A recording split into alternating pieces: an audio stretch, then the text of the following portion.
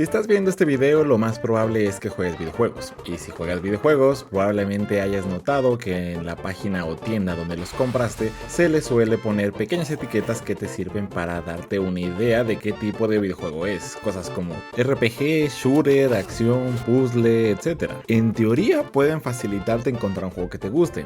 En teoría, porque en la práctica la clasificación de géneros medio que no funciona. Pueden tratarse de etiquetas puestas por mero marketing, como los juegos cozy, o que tienen sentido en apariencia, pero no mecánicamente, o en el caso más común, que el término sea muy ambiguo y realmente no diga nada sobre el juego. O díganme qué chingados es un juego de vida e inmersión. Según Steam, Farming Simulator y Wimel Academy. Yo tampoco sé en qué se parecen. Pero hoy no vengo a resolver el paradigma de los géneros, sino para hablar de uno que es tal vez el peor definido de la historia: los juegos de aventura.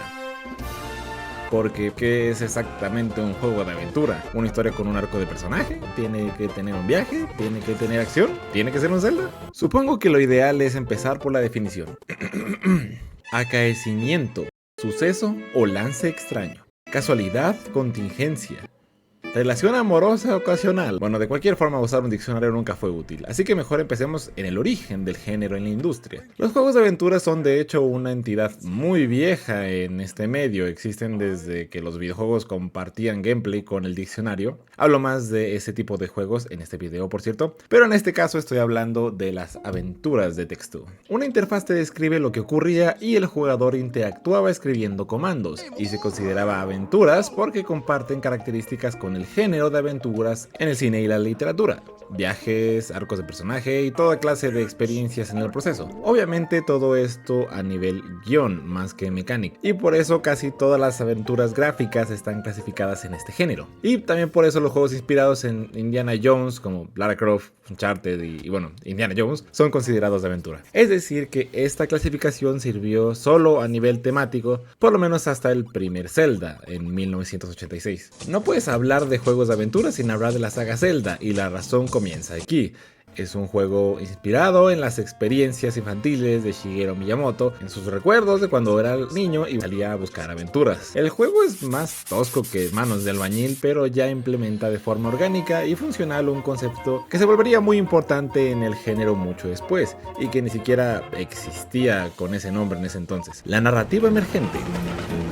Que en pocas palabras es que la aventura venga de las diferentes situaciones que se le presentan al jugador y cómo las resuelve, en lugar de ser una serie de eventos predefinidos con finales definidos. Así las cosas funcionan de forma relativamente aleatoria y los resultados, y más importante, el camino, dependen del jugador. Ya con esta información podemos explicar muchos de los juegos que se clasifican en esta etiqueta. Casi todos los mundos abiertos, por ejemplo, comparten las características de la narrativa emergente con el primer juego de Zelda. Algunos más que otros, por supuesto, pero esa magia de ir de punto A a punto B y pasar por toda clase de peripecias en el proceso está ahí. Con el tiempo la saga tomó las partes que más gustaban de este viaje y pulió la fórmula para hacer la experiencia más controlada, por lo menos al principio, pero luego retomaremos la saga. Pero si el punto de una aventura es el viaje, ¿qué diferencia hay de un juego de carreras, por ejemplo, de uno de aventuras? Después de meditarlo y analizarlo con la ayuda de la inteligencia artificial imparcial por excelencia, la caracola mágica, creo que la clave está en cómo se desenvuelve el trayecto. Los juegos de carreras se tratan de, ¿quién le iba a pensar?,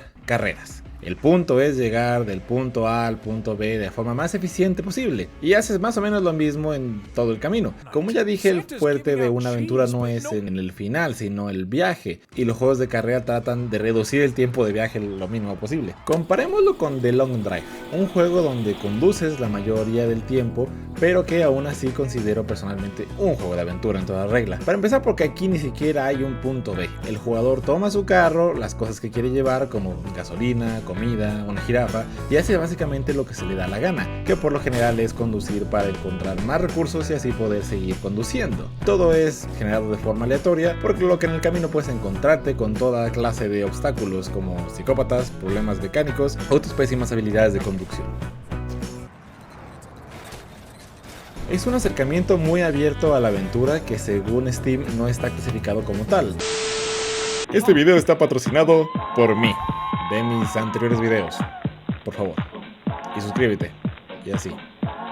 Seguimos. Zelda Ocarina of Time fue un antes y un después en la industria, no solo por ser el salto de la saga 3D, sino por ser un juego Muy competente a pesar de ser el salto a la saga 3D. Lo que no suena tan impresionante si no has intentado jugar a Babsy 3D o al Castlevania 64. Pero más importante porque tomó las mecánicas que se habían refinado hasta llegar a Link to the Past y las resignificó con nuevas posibilidades. El mundo semiabierto lleno de secretos es un gran entorno para hacer aventuras porque te incita a desviarte de la historia principal y creerte por un momento el mundo en el que estás jugando. Ya había coleccionables y secretos en el juego anterior, pero en Ocarina of Time todos estos elementos interactúan de forma orgánica. El mejor ejemplo de esto es la propia Ocarina. Esta mecánica del juego podría ser simplemente reemplazada por un menú donde selecciones tal o cual función, pero en vez de eso el juego hace que para poder utilizarla tengas que tocar, entre comillas, la melodía que corresponde.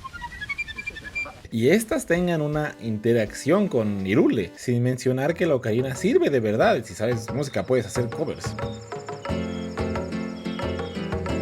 Si tocas la canción del sol, no solo puedes hacer que se haga de día o de noche, sino que también genera una estela de luz encima de donde estás tocando, y resulta que la luz es la habilidad de estos monstruos en específico, lo que te puede ayudar a paralizarlos y hacer más fácil matarlos. Estas interacciones, que podrían perfectamente no estar ahí, hacen que la ocarina no sienta como una mecánica, sino como un instrumento mágico. El juego está lleno de decisiones de este tipo en pos de mejorar la atmósfera, lo que marcó un estándar en los juegos de aventura, donde precisamente la atmósfera se volvió una parte fundamental. En otro video quiero hablar con más detalle de la saga, like si quieres un video de Zelda, pero por ahora quedémonos con que las entregas más populares de esta suelen marcar un antes y un después en el género de la aventura. Por supuesto, este cambio no llegó solo de la mano de Zelda. La saga Final Fantasy intentaba mejorar en este aspecto desde siempre, con resultados variados, y Shadow of the Colossus y Ico hicieron cátedra años después sobre cómo construir una atmósfera. Y el siguiente gran cambio llegaría hasta Breath of the Wild.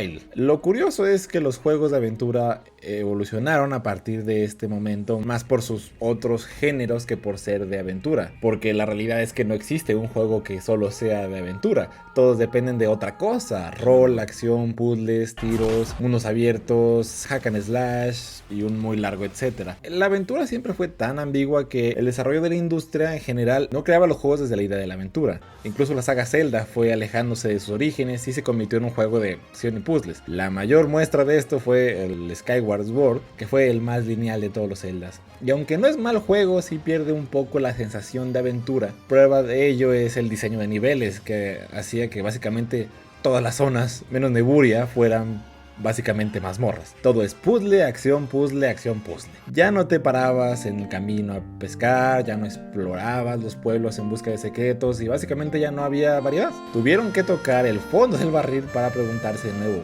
¿qué es una aventura? Lo que curiosamente los regresó a la raíz de todo, al primer Zelda, y inspirados en este volvieron a ser un mundo abierto después de más de 30 años. Y la clave de este desarrollo de nuevo fue la narrativa emergente. Aquí prácticamente todo salvo el tutorial es opcional. Una vez lo terminas, el juego nos dice: ¿ves esa cosa gigante en el centro del mapa? Ahí está el jefe final. Puedes ir cuando se te dé la gana, pero a menos que seas un speedrunner,